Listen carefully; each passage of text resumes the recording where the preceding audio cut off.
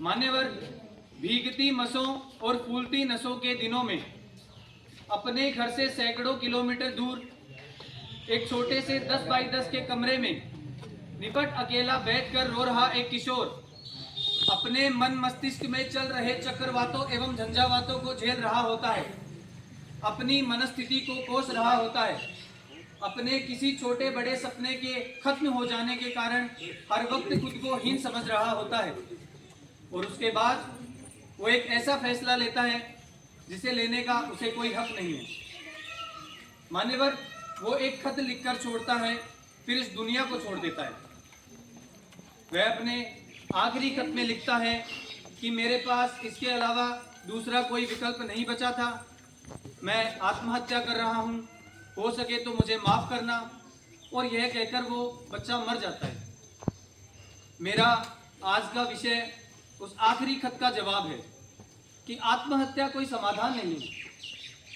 मान्यवर, सोचिए, जरा सोचिए, किसी कमरे में पंखे से एक रस्सी बंधी हुई है जिस पर एक लड़का लटक रहा है। उसके निर्जीव शरीर के निर्बल एवं शक्तिहीन हाथ पैर हवा में झूल रहे हैं, आंखें फटी हुई है, गर्दन की नसें टूट चुकी है और गालों पर आंसू की कुछ बूंदें सूखकर जम चुकी हैं। मान्यवर, वो लड़का एक बार के लिए तो मर गया, लेकिन उसकी फटी हुई आंखें उसकी मां का फटा हुआ कलेजा बनकर जिंदा रहेंगी। उसके गर्दन की टूट चुकी नसें उसके बाप के दिल के टूटे हुए वो तार बनेंगी जो अब कभी भी जमकृत नहीं हो सकेंगे। उसके गालों पर सूख चुकी आंसू की बूंदें उसकी बहन की आंखों से हर दम बहा करेंगी और उसके निर्जीव शरीर के निर्बल एवं शक्तिहीन हाथ पैर जो हवा में झूल रहे हैं उसके भाई की हिम्मत को जिंदगी भर तोड़ा करेंगे।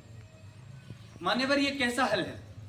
ये कैसा हल है जिसमें अपनों का बर्बाद होता हुआ कर दे। वो आत्महत्या, वो खुदकुशी करने वाला लड़का खुद एक बार के लिए तो मर जाता है, लेकिन उसके यार दोस्त, उसके घर परिवार के लोग, उसके रिश्ते नाते के लोग बार बार मरा करते हैं। वो हर वक्त खुद को अपराधी समझते हैं और इस संत्रास के कारण जीते जी मरे हुए के समान हो जाते हैं।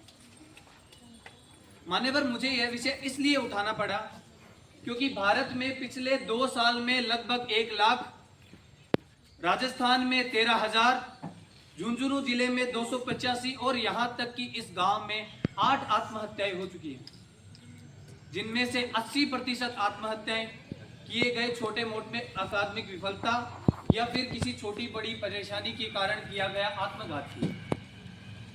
डॉक्टरों और मनोवैज्ञानिकों का स्पष्टतः कहना है कि यदि उन तक सही समय पर किसी भी प्रकार का प्रोत्साहन, किसी भी प्रकार की सहानुभूति या मदद पहुंचाई जाती तो उनकी जान बचाई जा सकती थी। मान्यवर, ये हमारी जिम्मेदारी है, ये हमारा नैतिक दायित्व बनता है कि हमारे आसपास जो मानसिक तनाव, मानसिक दबाव से ग्रसित लोग हैं, हम उनकी बातें सुनें, हम उन पर विश्वास जताएं, हम उनकी हिम्मत बढ़ाएं और उन्हें ये बताएं कि आत्महत्या कोई समाधान नहीं है। आत्महत्या मनचाही मौत नहीं है, आत्महत्या अनचाही मौत है। मरना वो भी नहीं चाहते, लेकिन एक अल्पकालीन आवेश के कारण ये निष्ठुर निर्णय ले लेते हैं। अब तो ये कहते हैं घबराकर कि मर जाएंगे, मरकर भी चैन नहीं मिला तो किधर जाएंगे। उन तक सही समय पर पहुंचाया गया प्रोत्साहन उनकी जान बचा सकता है। खुदकुशी करने वाले लोगों के लिए मेरा एकमात्र यही संदेश है कि जब कभी भी आपको ये लगे कि अब तो खुदकुशी ही एकमात्र समाधान है, आत्महत्या ही आपके पास एकमात्र विकल्प बचा है, तो अपनी आंखें बंद करके अपनी भविष्य दृष्टा कल्पना शक्ति से एक बार के लिए अपनी मौत का मंजर देखिए। यदि सफेद कफन ओढ़कर जमीन पर पड़ी हुई अपनी लाश के पास सुध बुध खोकर बेहोश हो चुके माँ बाप, रोती कलपती बहनें और दहाड़े मारकर चीखता हुआ भाई नजर आ जाता है, तो उनके होठों के तबस्सुम को अपने जीवन जीने का बहाना बना ले। अपनी कला, अपने शौक जो आपकी मौत के बाद किसी और मायने में पूरे हो रहे हैं, उनको पूरा करने के लिए अपने जीवन जीने का बहाना बना लेना। अपनी कला को विस्तार देने को, आगे के जीवन को निहार लेने को, दूसरों को उपकार देने को, जीवन जीने का बहाना बना लेना। जीवन जीने के बहाने लाखों हैं। अगर फिर भी आपको कोई बहाना ना मिले तो जैसे बचपन में मास्टर जी की मार से बचने के लिए कोई बहाना गढ़ लिया करते थे, आज मौत से बचने के लिए कोई बहाना गढ़ लीजिए, लेकिन मरिए मत। देह का त्याग किसी भी प्रकार का कोई समाधान नहीं है।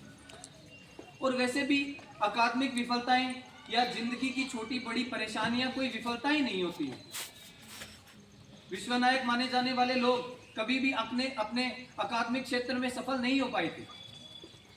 सफलता का पैमाना सिर्फ यहीं तक नहीं है, जिंदगी का सफर सिर्फ यहीं तक नहीं।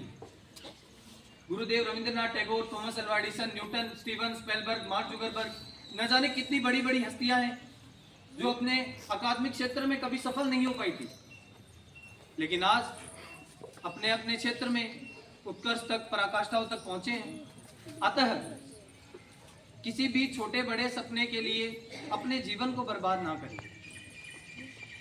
श्री गोपाल दास नीरज जी की कुछ पंक्तियां हैं कि छिप छिप अश्रु बहाने वालों, छिप छिप अश्रु बहाने वालों, मोती व्यर्थ लुटाने वालों। सपना क्या है? सपना क्या है? नयन सेज पर सोया हुआ आंख का पानी और उसका टूटना जू जागे कच्ची नींद जवानी। गीली उम्र बनाने वालों, डूबे बिना नहाने वालों। कुछ सपनों के मर जाने से जीवन नहीं मरा करता है, कुछ पानी के बह जाने से सावन नहीं मरा करता है, चंद खिलौने टूट जाने से बचपन नहीं मरा करता है, कुछ मुखड़ों की नाराजी से आंगन नहीं मरा करता है, कुछ दीपों के बुझ जाने से आंगन नहीं मरा करता है, कुछ सपनों के मर जाने से जीवन नहीं मरा करता है। इसी के साथ मैं अपनी वाणी को विराम देना चाहूंगा।